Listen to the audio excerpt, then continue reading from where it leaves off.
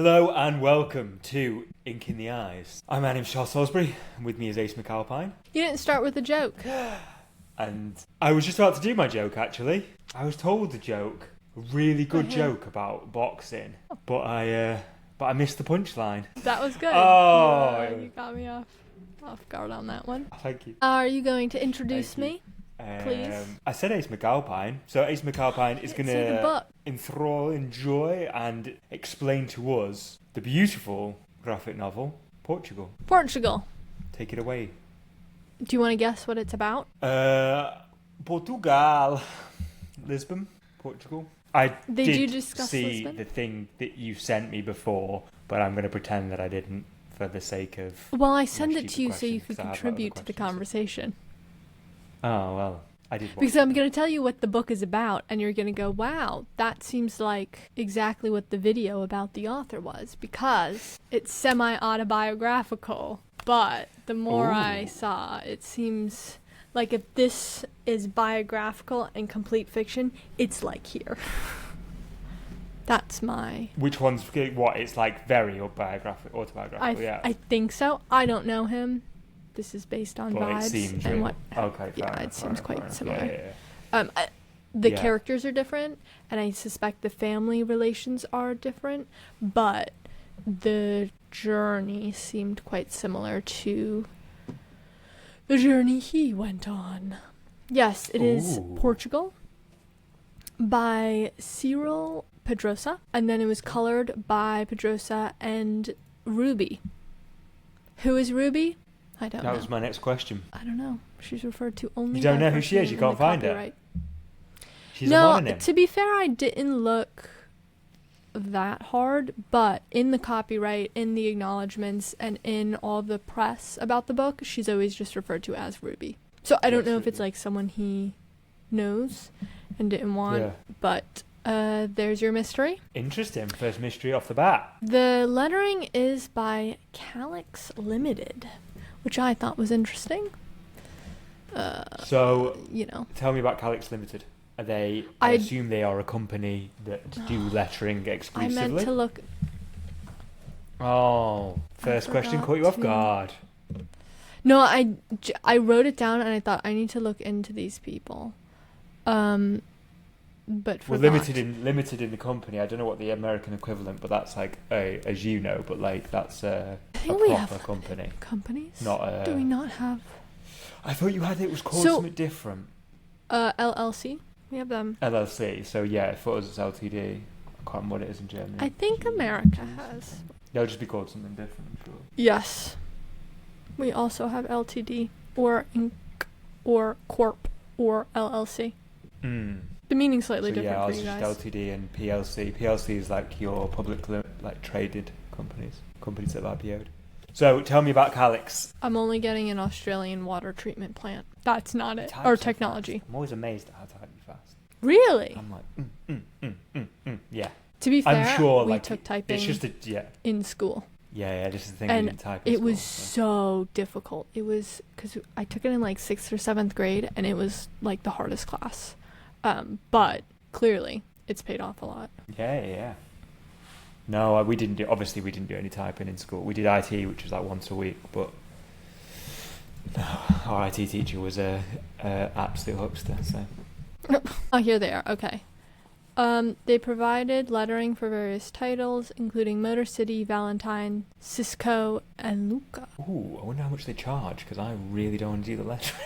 They're French, and they do some translations. Oh, okay. But it's mostly in France and Belgium, which is interesting because when I was doing my dissertation, I found graphic novels are big, really big, in France and Belgium, more so than our two respective countries. He's French, and so this was originally published in French in 2011 and then translated in 2015. To English? Yes. I assume it's also in Portuguese as well. I guess. Oh, no. I didn't look into it. Didn't occur to me to look into it. There is Portuguese in it, and in the acknowledgement, there's a lot of people he thanks for helping him get the translations completely correct. Got you. And when I was in Portugal, the one tour guide was saying a lot of people in Portugal, especially the older generations, will speak some French. Wow. Did he say And he why? was saying, like, I think I know they're both Romance languages, but I do think they're quite similar. Because I was speaking to a girl she was Brazilian, but she was living in Portugal and obviously was fluent. And then there's another girl who was from Morocco, and so she could speak French. And so the Brazilian girl kept saying things in Portuguese, and then the girl in French could understand because she was like, these words are very similar. Obviously not all of them, because there is similarities to Spanish. Yeah. But I think that at least sonically, their spelling is completely different, but sonically, French is very strange as well, isn't it? But the tour guide I had said, when you're trying to get directions, if you don't speak Portuguese, first try English, because most people speak English, then try French, and as a very last resort, then you may do Spanish. Oh, wow. Because you may do Spanish.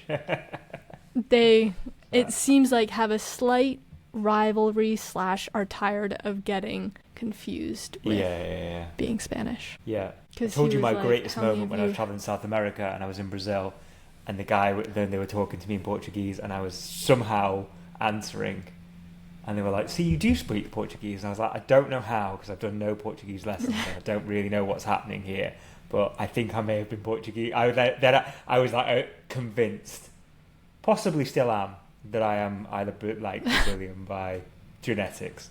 I was born in the wrong place. I was growing up in the north of England. Your genetics remember your past lives. Yeah. I was like, okay, this makes a lot more sense. Which was beautiful. I love it. I'm amazed at it doing Duolingo. There are words that sound similar, but then the spelling is completely different. To French or to Spanish? To Spanish, which I don't know if that's a faux pas to compare the two. Because obviously, thank you is obrigado, and so that's not like either language. Completely different, yeah. Anyway,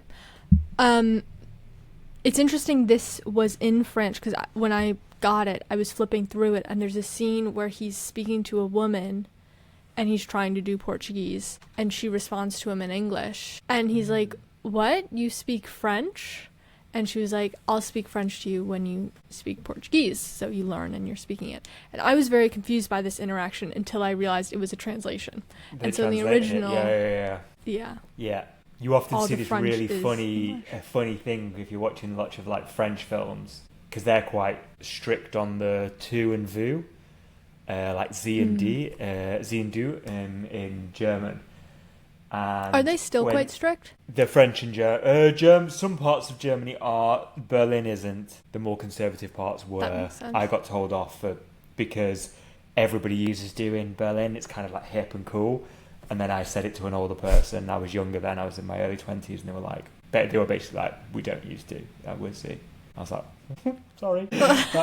Been told off like a child. But because for us, there's no cultural reference. Everybody is you, but also they had the cultural reference there would be they would still use surnames. And if somebody was in England, I'm sure the same in America, but if you were to use a surname, it would be really strange if somebody was to say my Mr. Salisbury, I'd be like, "Christ, am I?"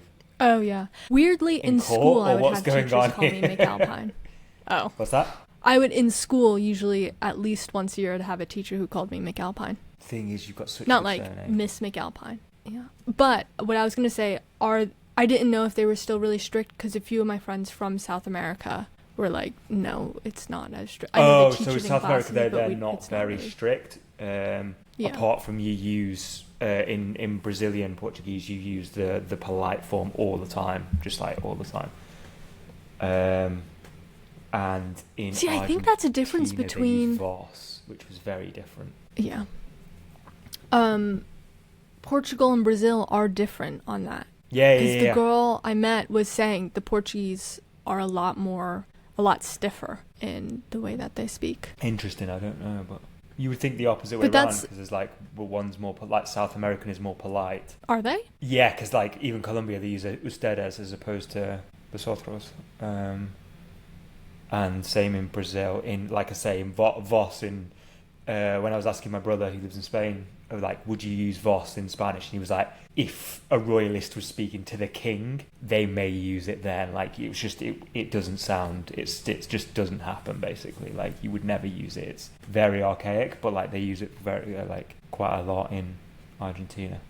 Interesting. These are things you'd only learn if you lived in a place for a while and spoke the language. Yeah. Anyway, Carry this on. book is his best. He's done a few books. This, at least at the time of English publication, was his best-selling, with 100,000 sold in France. Jesus Christ. It won the best graphic novel at the Angoulême Festival, same as Persepolis. Wow. And the FNAC best graphic novel. I don't know if that's a word or an acronym. Because it's the FNAC. Again, it looks like an acronym, doesn't it? It does, but it's FNAC Salamandra Graphic International Novel Prize. So I see. Maybe a name. Doesn't really matter. His previous book, Equinoxes, won the Eisner Award for Best U.S. Edition of an International Material. And this book, or because of this book, the author was nominated for the Eisner of Best Painter in 2018, although not. Wow. That's incredible. So is it beautiful then? So I assume it is beautiful. Oh, yes. Let me throw up the cover. Oh, yes, I've seen the cover. Yeah. So I was in the local library and I saw it, and it's a large book. Yeah. My head for comparison. And it's very detailed and has a very distinctive art style. And I noticed it, but was looking for my mom. And then when she walked over, she picked it up. I was like, this is lovely. Started flipping through it. I was like, oh, these aren't big, really pretty scenes. They're just like conversations of people and like, yeah. It's just more people talking rather than these big spreads. But he is very detailed. A lot of the colors are like the pages will be in one shade. Okay. This is a very visual part of the podcast. Okay. See, this is green and yellow, orange. In the beginning, he is in France. They don't say he's depressed, but he is. He's going to therapy. He's written a book that, like, the opening scene is him and his girlfriend in a bank trying to get a mortgage for a house. And he's like, oh, yeah, I haven't written another book. It's terrible. I wish I hadn't written it. And the banker's like, I've actually read it, and it was really good. And he's like, oh, I hate it. And, like, all this. And the girlfriend's like, but he might work on another one. He's, like, not working now, but, like, in the future. And he's getting really mad. Anyway, he's clearly very dissatisfied with life. He's working as, like, an art teacher in schools. And it appears travels around to different places. And all of these scenes are in kind of a dark greenish yellow. It's not a very appealing color. It's not quite sepia, because there's not enough brown, but it's a very dull color. Got you. And so it kind of suits the mood. Did you feel quite like lost when you were reading that bit? Like, not lost as in lost as I didn't like it much. Yeah, that's good. Good art. Yeah, and so he's invited to a little festival in Portugal, and his family's Portuguese. His grandparents moved over to France, and when his parents were young, his one parent, and, like, their family was young. I wonder if it was when they had the dictator. Anyway, carry on. So he meets someone she was a Portuguese woman who left and went to France during the dictator and came back. So maybe, but he doesn't mention his parents leaving in regards to that. Fair enough. But there's a good chance, actually. Yeah. Anyway, he's only been as a child but has never returned. Gets there and has, like, the best time ever. Loves it. This is very much how I would say stuffy Northern European remembers the beach and sunlight are fun. That's true. Yeah. But he's like, I love all of these people. I want to hug all of them. They're fantastic. There's such Lisbon, joy. yeah. Even the Well, so it's slightly outside of Lisbon. Flies into Lisbon. I've literally never met a person that's not like Lisbon. It isn't. It's the suburbs of Lisbon. It's a tiny festival. I know, but like, let's for the sake of throwing me a bit of rope, no one's. But yes, you're right. It's not. Yeah. Did you want to talk about your experiences with Lisbon? Not at all. Not at all. I thought you were going to say about yours, or you were going to agree with me or disagree with me and say, oh no. But I know. To be fair, everyone, it's not that many people, but everyone I've talked to has been like, yeah, Portugal is gorgeous, amazing. Portugal is gorgeous. Fantastic. Amazing. Of all the places I went, Lisbon was the place I overheard in the street and interacted with the most Americans. There you go. Everywhere else, not that many. Lots of Americans in Lisbon. Did you say that's surprising? Yeah. Why? We're everywhere? You're everywhere. I don't know. I just... you wouldn't see them in like Madrid or Barca or like as many. It's not that I didn't see them, but no, but I know what you mean. I didn't see a lot of them. Yeah. So this author too was living in France and was invited to a small arts festival in Portugal, and went back to France. Really loved it. He hadn't been back since he was, a child. Yeah. I don't remember what age. But in the book, there's a large portion dedicated to a wedding. You kind of see the wedding, but it's his cousin's wedding, and he was debating whether to go, but he got back after this little festival to France and went back into that very lost state. And his period in Portugal, I thought, was really interesting. He just didn't spend a lot of time with it, and it was only 3 days, but there were some interesting metaphors and like musings on writer's block, just being a creative and having an experience outside your daily life that really reinvigorates you and is inspiring. And I think anyone who's tried to do anything creative, whether professionally or as a hobby or just trying to get into it after having a more technical career, can relate to that, trying to look at the world with more wonder again. Yeah. And so I thought that was the most interesting part. But he goes back to France. He's quite depressed. Does the colour change to show I get into spoilers? Or does it continue on the... Oh, yeah, the colours change. As soon as he gets to Lisbon, they're much warmer. They're a lot more saturated. And then he comes back and it's back to that kind of dark, ugly color. Then we hit kind of a part 2 where they say, according to Jean, which is his father, and then him and his dad go to the wedding, and he clearly has a fraught relationship with his dad. But you don't, they seem to get along when they're at this wedding. It's just he has a lot of anxieties interacting with him. Anyway, you get to know his family a lot more. And I thought it was strange. He spent such a long time with this wedding. That wasn't even the wedding part. It was just the different family interactions. Yeah. That wasn't boring, but it was quite mundane as opposed to him finding his creative vision. But I think it could just be not for me. Do you think he was... So I know it's kind of memoir-y anyway, but did you think that became a bit more memoir-y during that part? See, I think this made it less memoir-y. Oh, these are fictional characters that he's trying to bring the family to life. I think the beginning was very memoir-y, and I think the end is very memoir-y too, because he goes back to Portugal, and he's staying at there's these estranged cousins in Portugal that they talk about, but no one's really reached out to for years. Yeah. And he goes to them, and they have this house that his grandfather built, and so he stays in there. And this all happened in real life, and that's where he wrote this book, and that's the video I sent you. Yeah.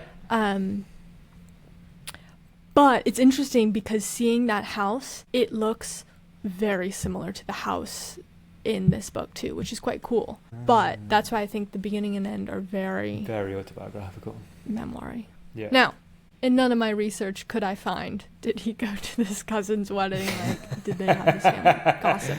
But Fair I enough. think They've cut that bit out. Yeah. In developing this character and the aunts and uncles and their interactions, that's probably what based it more in fiction. Yeah. I will say, though, Go on. this is my personal gossip. Oh. This is not I'm here for some based in gossip. fact. So the video I sent you, he's wearing a wedding ring. I found a video of him talking about one of his later books, and the illustration, he's not wearing the wedding ring. And in this book, he leaves his girlfriend. Oh, no. Oh, that's a spoiler. Sorry. Oh, my God. Well, she alright, you've said it kind now, of so it's leaves fine. him and then comes back and is like, just say you want me to stay and I'll stay. And he does not. And so she leaves. And to Oh. be fair, she kept trying to, like, she was very good about not pushing him, but being like, do you want to talk about it? We've talked about buying this house and now you're not doing anything. Do you want to try and do this to get your creativity back? Do you want to try and work on this? Like, So do she's you trying think to get him to he- open up, but he clearly doesn't want to. Do you think he paints her in quite a positive light, even though even though it's his story? I don't know if he actually was going through a relationship No, I know, problems but let's during say this. for the sake of That the was just character, my- then let's say the okay. character. Yeah. Yes, because even later in the book when they're moving out of their house, they're on good terms.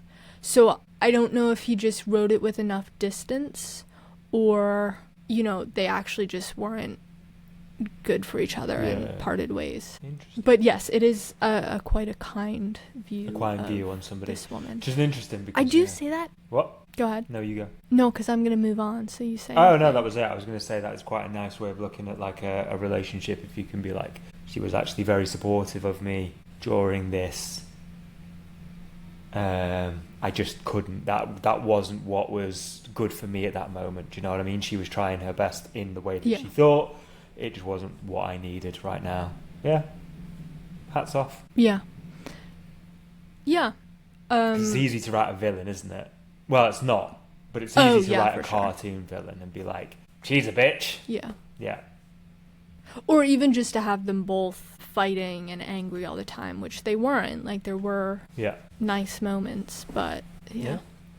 Nice. I will say all other than the two getting married, all the romantic relationships were ending or fraught. And then his one uncle, although the wife was clearly, he's like, she just keeps crying all the time. And they're like, have you tried asking her what's wrong? And he's like, why would we do that? Our parents never talked. And then his father also was getting divorced. And everyone hated the dad's new girlfriend, which is very classic family drama. Yeah. But yeah, God, there was yeah. no like happy relationships in this book. God. Yeah, what did I read? Oh no, my friend was reading something and we were talking about it and she was saying, I can't remember the title. She was like, it just puts you off because it's like every single relationship is just awful in its own right, and you're like, oh, that's, yeah. A bit exhausting. It can be a bit exhausting to read sometimes and you're like, oh. Oh yeah, when it's just all bad. Yeah. Do you know, I think it's Love Actually? My mom What, as doesn't in the like, film? 'cause she's like, everyone gets, yeah. She's like, yeah, I watch it everyone every year. gets. Me and my friend watch it every year. Do you? Well, Yeah, this is yeah. her criticism is all of them get happy endings except for the like long-term married couple, and she's like, that's my demographic, and they all stay together except for that. Yeah, that's kind of true. I mean, it's interesting. Which, to now be fair, because like it's they had such a probably didn't want every single one, but Yeah, it's gone through a lot of revisionism recently of being like, this is toxic, this is bad, this is these are. But at the time, it was a good film. We can always look on it and be like, okay, well, these are toxic relationships. Also, in my view, relationships are sometimes really toxic. Like, you can look at somebody's relationship and be like, they shouldn't work together. Like, that is real life. Do you know what I mean? It's not good, but it's reality. You've all seen the old man having dinner and been like, is that his daughter or his girlfriend? sorry. like we've all seen it. So you're like, okay, yeah, these things do exist. They're not right, but they're real. And like, that's what fiction is, I suppose. And I think a film, especially ones that, I don't know how long that one is, but when films were like 90 minutes, that's a really short time to show a relationship. And so I feel like giving them a little bit of suspended disbelief I used to find, I've Instead not of, watched the analysing YouTubes of people everything. disintegrating it, but I used to find the Portuguese one really cute. But I think that has power Yeah. dynamic. That's the problem with that, is the power dynamic. But I mean, like, you kind of Yeah. fall in love with your Yeah, and that's kind of the one I was thinking. It's a film. Like, in real life, would it work? Who cares? Right. Just, yeah. So it's a multi-generational family story, except you mostly follow Simon, who's the main character's story.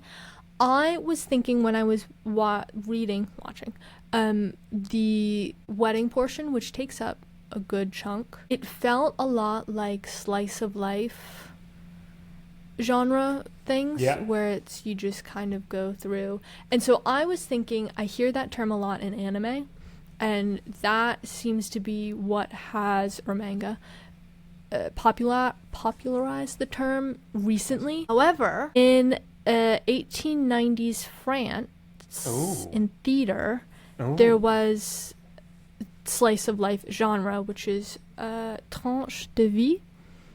And no run up, well done. I don't know if that's where he got it, and it's not really his life because he's not living in this slower pace of living, but you see him really starting to thrive in this family dynamic, even though they have a lot of their issues come out and stuff. They're also going out to get the cow who was lost in the woods, and the dad was talking about how he used to go out and get the goats and feed the rabbits. And so you see him start to connect with his roots more, and it feels very much like that slower, I think they're in Burgundy, France for this. I was going to say that's when he returns to pace France of living. in that part, yeah. Yeah, he's in France. And at the end goes back to his family home in Portugal. And then the comic he did before this was called Autobio, which I'm assuming is very autobiographical. And or rather, it was a lot more political, where it kind of talks about how do you wrestle with living in a city but being an environmentalist, how do you with different politics. And so I think this was semi-autobiographical, but it was looking more at family and things like that without the push and pull of politics.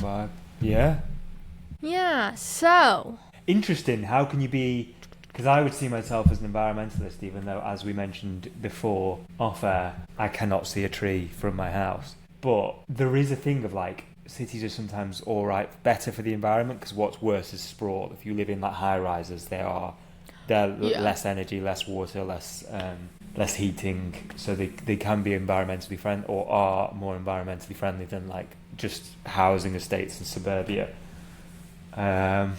Which would be my slight pushback to that. But it does mean there is no butchers here. There's no like greengrocers. There's no like, you know what I mean, your supermarkets. It's that kind of vibes.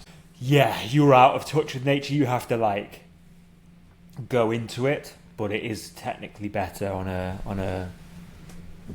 in a Western society, at least, to be in a city. That's all. I didn't read the book, so I can't tell you what his answer was, but I think that was a good one. Thank you. So his art style, very scribbly, but very detailed. I enjoy it. Scribbly detailed, I like that. And he does a lot of solid tone colors, so he's done a few process videos on how he does it, and he scribbles the ink in, and then uploads it to Photoshop, and we'll basically do the whole page one tone that matches the scene, and then we'll later go in and do brush strokes and detail. That sounds like a really nice way of working. Yeah, and it's not, he does shadows, he doesn't get too bogged in. It depends on the scene. Like, he did a few... I mean, the cover's beautiful. His art style changes. Yes, the cover is beautiful. But in different scenes, he'll change his style a bit, like in dream sequences or when they're drinking or smoking.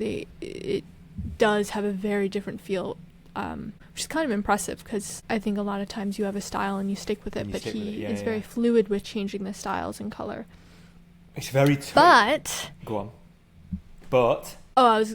He was a Disney storyboard animator, which...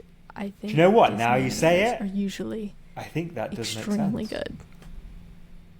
Yeah, even some of the people, I would say his style in this book is a little bit grittier than Disney. Yeah. But even the way he draws people and stuff, you can tell it looks very much like the storyboards and the character sketches and concept sketches that Disney puts out. You can also tell if he's a storyboard guy because he's very, well, from what I'm looking at now, he's quite strict with his paneling. Like, there's no bleed. There doesn't seem to be much bleed over. It seems very uniformed. Even if it's different, like, amounts. Oh, yeah. It's very strict and very regimented. So that does make sense if he was a storyboard artist. He did Hercules and Hunchback of Notre Dame. Hercules! Sorry. And then he did another Wolf Walkers in 2020. Wolf Walkers. I don't know either. But In I know the the tune of Golden Hercules. Age, which is another one of his... Pardon? I said I know the tune of Hercules. That's all we need to know. That's a good one. No, I've got another yeah, picture so now, he the did yellow another one. It's really nice. video about the Golden Age, which is another series he did, and he draws it by hand in ink and then uploads it to Photoshop, and all the ink lines become color and different tones of color. And so it's a black page, but then all of the lines become yellow or red. Oh, wow. And yeah, it looks very cool. It looks very complicated because you got to get the layering right for all the different black lines. Yeah. But it's a cool use of color. Yeah, really cool. So this everything, Any the page will be questions? black and then it will be coloured throughout, yeah. Yeah. Interesting. Really interesting. And so he uses Photoshop. He doesn't use like a dedicated platform. No, he draws by hand and then Draws by hand, uploads the ink scans it lines to Photoshop. And then his coloring in isn't super detailed.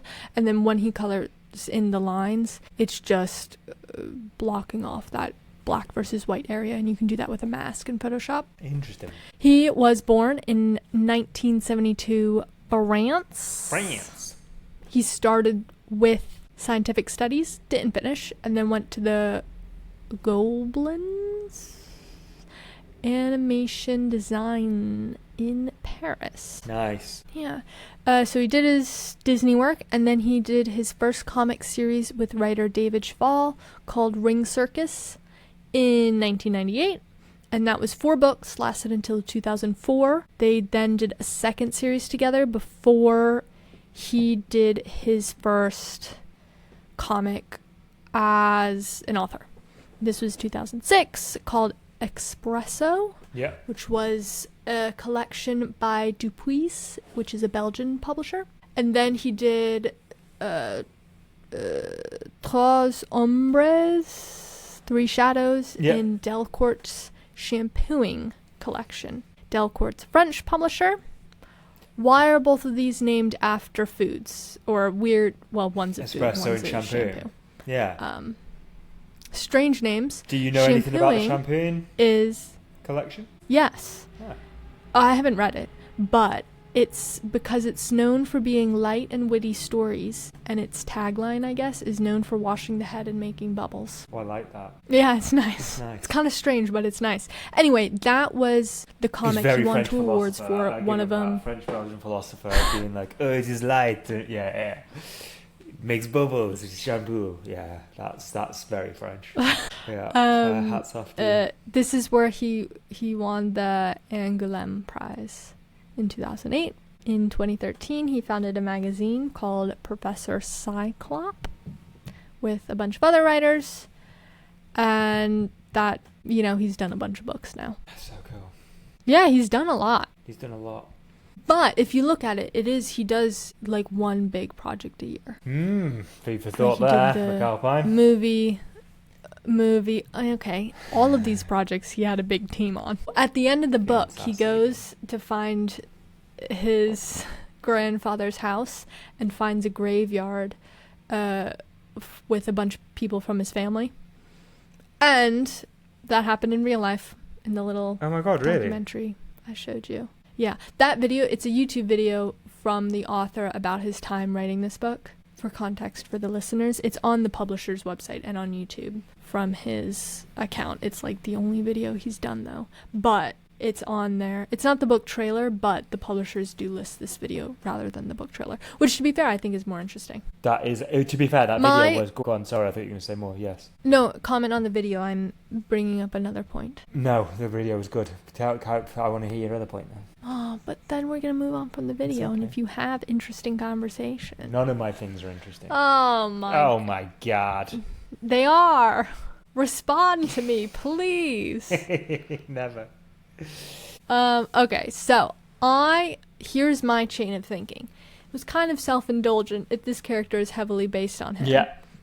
Because he's constantly like, I hate my book. I can't think of anything else to write. No one cared that I stopped writing books. Woe is me. Yeah. And a bunch of people are like, it was great. I loved it.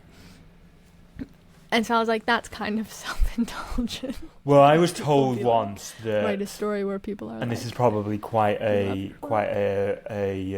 common piece of advice, but I was told that, like, there's nothing more... there's nothing more insulting than not accepting a compliment, because what's happening is, like, you're saying that your taste is better than theirs. If I'm like, oh my God... Ace, I love your work, I love this short story that you've created, and you go, no, that's shit. You're saying, I have a better taste than you do, and kind of belittling me for saying that something's good. So long as it's said in earnest, obviously people just say it's good for the sake of it, but like, if I tell you something's good and you say, no, it's bad, then that is like, oh, fuck you. Yeah, you've kind of insulted my taste. So... Yeah, it made me not like the yeah, I like that he's put that in there, because it's like the antithesis of the woman, where it would be so much easier to be like, me and my partner broke up, it's all her fault. It would be very easy to be like, and I was, what's it called, the Mary Lou, yeah, what we talked about last week, and whatever the male equivalent is, I think it was Gary or something, I can't remember, but. I've never heard the male version, but of course there it exists, where like they don't have any flaws at all. So it's quite nice that he put his way in there and was like, I was a bit of a dick to this guy who was telling me my work was really good. Yeah. I wonder if he sees I don't it know, that way. but I'm good. That's a positive on his front, so I hope he does see it that way. So maybe he's like, this man had no idea. I'm going to stop my friend Jack before we get. Well, he does it, like, by the end of the book, he's, it's kind of a self-discovery journey. But from that point in my head, I was thinking, they never go into why he got into this rut of not doing any creative work. But I think it's actually more relatable and a bit more impactful that there wasn't really a reason for him just feeling blah. Because we've all gone through periods like that. And it's never one thing, is it? We just see him dead in the middle of one and try and get It's never one thing, because then that's the easy problem to solve. It's always like, if you're getting writer's block, there's a problem. There's like multiple reasons. Stress at work, stress at family, tired, not feeling, like not been out of your comfort zone like he is, not feeling inspired of your surroundings. It's never just like, and they said this and I stopped. So it's quite nice, like you say. It's quite a good way that, I agree. Questions, comments, concerns? There isn't much Portugal in it for a title Portugal, then. That was my biggest disappointment. Now, there is a lot of discussion about his family who's from Portugal. Yeah, fair enough. So the cousin's wedding, that is in Portugal. Actually, that's in Burgundy as well. So like literally it's like Burgundy, 3 pages, France. That's it. Back to Burgundy. Well, and then at the end he ends up in Portugal, because that's the place he feels revived. Interesting.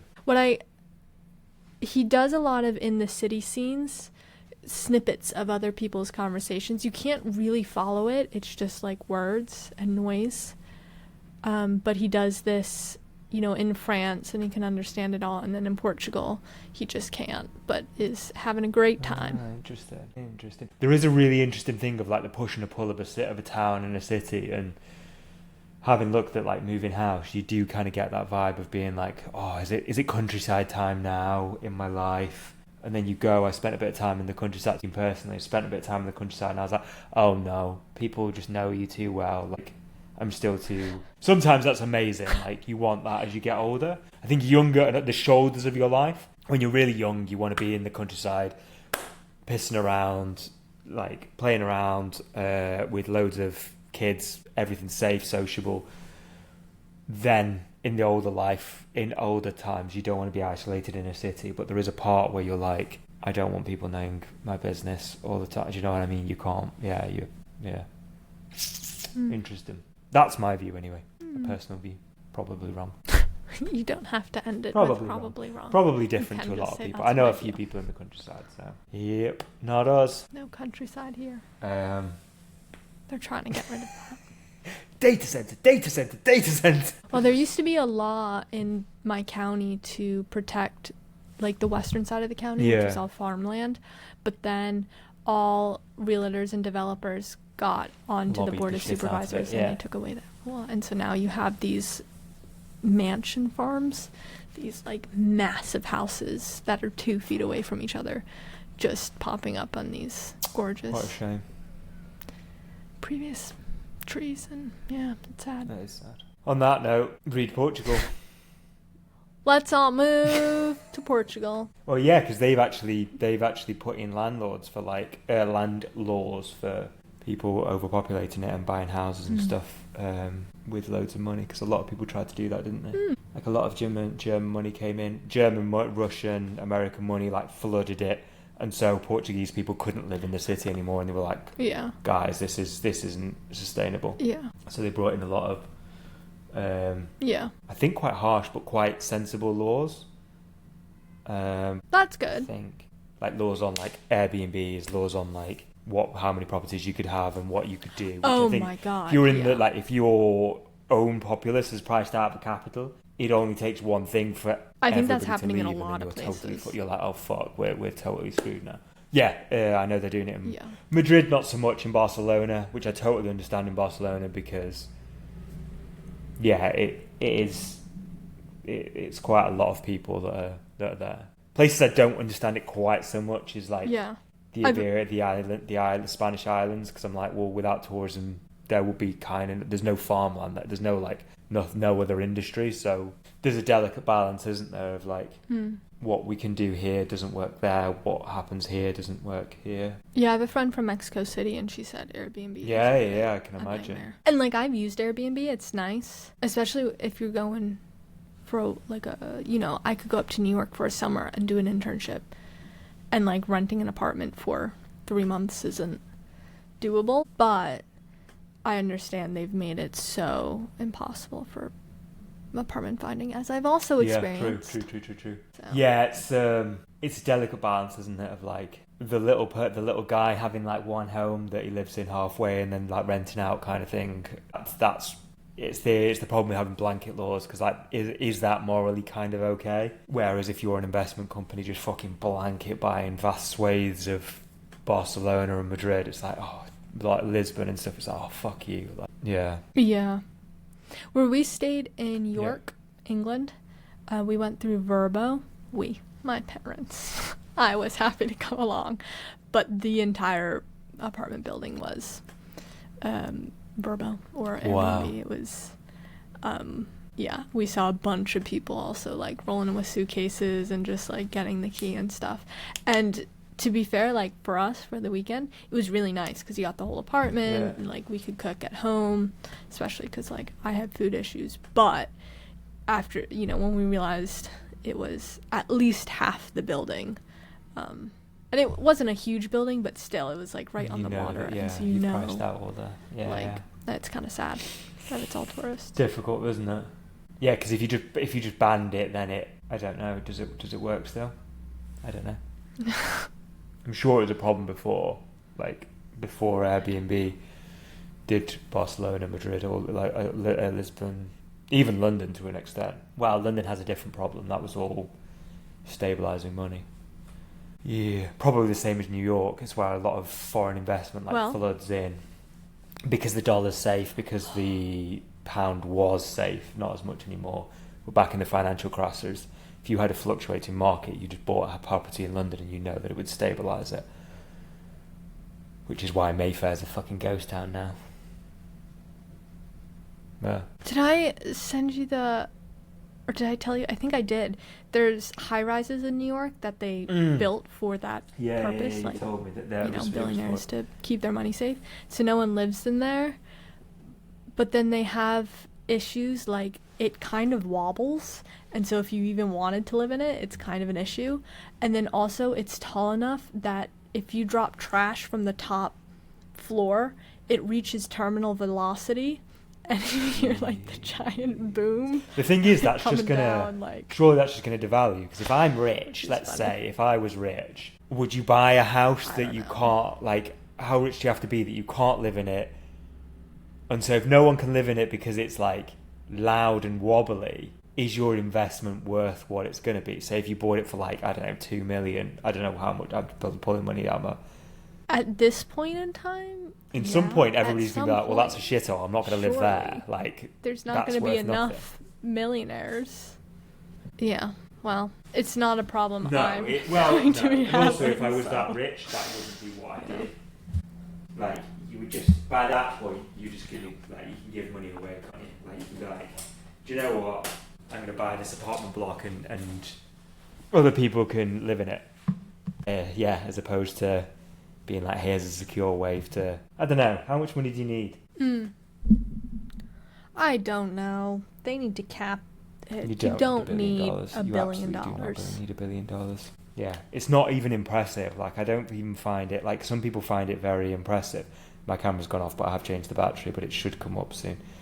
I need to get a power thing for it. So my apologies to the audience that you're looking at. You know I use a Canon camera. That's trade secret. Little BTS. Little behind the scenes there. Um, I'll wait for you to return and then I'll return take and us take us out. Oh, come on. Well, I guess we'll end the episode here. I've walked out. That's it. I've actually just... I imagine if I'd just gone to the bathroom or just like walked onto the balcony. I was like, fuck this. Right. Good night. Lords, ladies, Damen and Herren, thank you for listening so much. I am your EOS webcam utility manager. With me is Ace McAlpine, the glorious, the beautiful Southern Belle herself. And we've been chatting about Portugal. Bye. Great country. Great country. Take a read. Tell us what you think. And we'll see you next week. Bye.